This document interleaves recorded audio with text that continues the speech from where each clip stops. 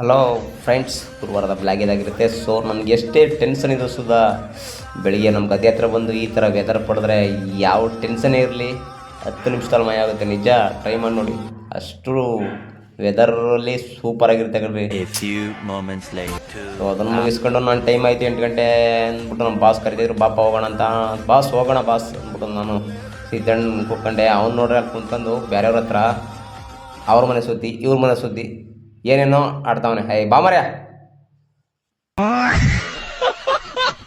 ಅಂದ್ಬಿಟ್ಟು ನಾನು ಹೊಟ್ಟೆ ನಾನು ಕಾಯಕವೇ ಕೈಲಾಸ ನಮ್ಮ ಕೆಲಸಕ್ಕೆ. ಇವತ್ತೇನು ಜಾಸ್ತಿ ಏನು ವರ್ಕ್ ಏನಿರಲಿಲ್ಲ, ಸಣ್ಣ ಪುಟ್ಟ ವರ್ಕ್ ಇದೆ, ಅದನ್ನು ಮುಗಿಸ್ಕೊಂಡು ಬರೋಣ ಅಂತ ಹೋದ್ವಿ. ಸರಿ ಕಿರ್ಗಲ್ಗೆ ಹೆಂಗೂ ಅಲ್ಲಿ ಹೋಗ್ಬೇಕಿತ್ತಲ್ಲ, ಒಂದು ಕಾಫಿ ಕುಡ್ಕೊಂಡು ಮೈಂಡ್ ಫ್ರೆಶ್ ಅಲ್ಲಿ ಅಂತ ಕೇಳೋದು ನೋಡಿದ್ರೆ ಹಾಕ್ಸಿದ್ರೆ ಅಲ್ಲಿ ನೋಡಿದ್ರೆ ಕಾಫಿಗೆ ಒಂದು ಸಕ್ಕರೆನೇ ಹಾಕಿಲ್ಲ. ಬಂದ್ವಿ, ಅಲ್ಲಿ ನೀರ್ಮಣ್ಣೆಲ್ಲ ರೆಡಿ ಮಾಡ್ತಾಯಿದ್ರು. ಸೊ ನೀರ್ಮಣ್ಣೆಲ್ಲ ರೆಡಿ ಮಾಡಿ ನಾವು ತಿಂಡಿ ಮಾಡ್ತಾಯಿದ್ವಿ. ಸೊ ಆಲ್ಮೋಸ್ಟ್ ಎಲ್ಲ 2 ಡೇಸ್ ರಜಾ ಮಾಡ್ತೀವಲ್ಲ, ಅದರಿಂದ ಡ್ರೈ ಆಗೋಲಿ ಬರಗಂಟ ಅಂದ್ಬಿಟ್ಟು ನೀರ್ಮಣ್ಣು ಮಾಡ್ತಾಯಿದ್ರು.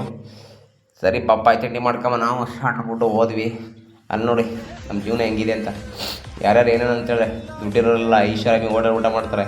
ನಾವು ಎಲ್ಲಿ ಕೆಲಸ ಮಾಡ್ತೀವಿ ಅಲ್ಲೇ ತಿನ್ಬೇಕು. ಯಾಕಂದರೆ ಭಗವಂತ ಬರ್ಬಿಟ್ಟಿದ್ದಾನೆ, ದೇವ್ರು ಹೇಳ್ತಾನೆ, ನೀ ದುಡಿ ನೀ ತಿನ್ನು ಅಷ್ಟೇ, ನೀ ಏನು ಬರ್ತೀಯ ಅಂದರೂ ನನಗೆ ಬೇಕಿಲ್ಲ ಅಂತಾನೆ. ಸರಿ ಬಿಡು ಮುಗಿಸ್ಕೊಂಡು ಒಂದು ಬೇಸನ್ ಫಿಟ್ ಮಾಡಬೇಕಿತ್ತಲ್ಲ, ಆ ವರ್ಕ್ನ ಮುಗಿಸ್ಬಿಡುಮ ಫೈನಲ್ ಆಗೋಗ್ಲಿ ಅಂದ್ಬಿಟ್ಟು ನೋಡಿ ಎಷ್ಟು ನೀಟಾಗಿ ಬಾತ್ರೂಮ್ ಹೋಗ್ಬೇಕು, ಬೇಸನ್ ಸುತ್ತ ನೀಟಾಗಿ ಕ್ಲೀನ್ ಮಾಡ್ಕೊಟ್ಟಿವಿ. ಇಂಥ ಕಾರ್ಮಿಕರು ಸಿಗ್ಬೇಕಲ್ಲ, ಅಂಥವ್ರಿಗೆ ಲೈಕ್ ಕೊಡೋಕ್ಕೆ ಹಿಂದೆ ಮುಂದೆ ನೋಡ್ತೀರಾ. ಯಾರು ಚಡ್ಡಿ ಹಾಕಿ ಬಂದುಬಿಟ್ರೆ ಲೇಡೀಸು ಪಟಾಪಟ್ ಓದ್ಬಿಡ್ತೀರಾ. ಯಾಕ್ರಪ್ಪ ಈ ಬುದ್ಧಿ ಬಂತು ನಿಮಗೆ. ಸರಿ ಕಿರ್ಗಾವ್ಲಿಗೆ ಬಂದ್ವಿ. ಅಲ್ಲಿ ನೋಡಿದ್ರೆ ಖಾರ ಬೇರೆ ತಗೋದು ಮಡ್ಬಿಡೋಣ. ಬೆಳಿಗ್ಗೆ ಟೈಮ್ ಮುರತ್ಕೊಬಿಡ್ತಕ್ಕನಪ್ಪ, ಸ್ವಲ್ಪ ಹಾಕೋ ಸ್ವಾಮಿ ಅಂದು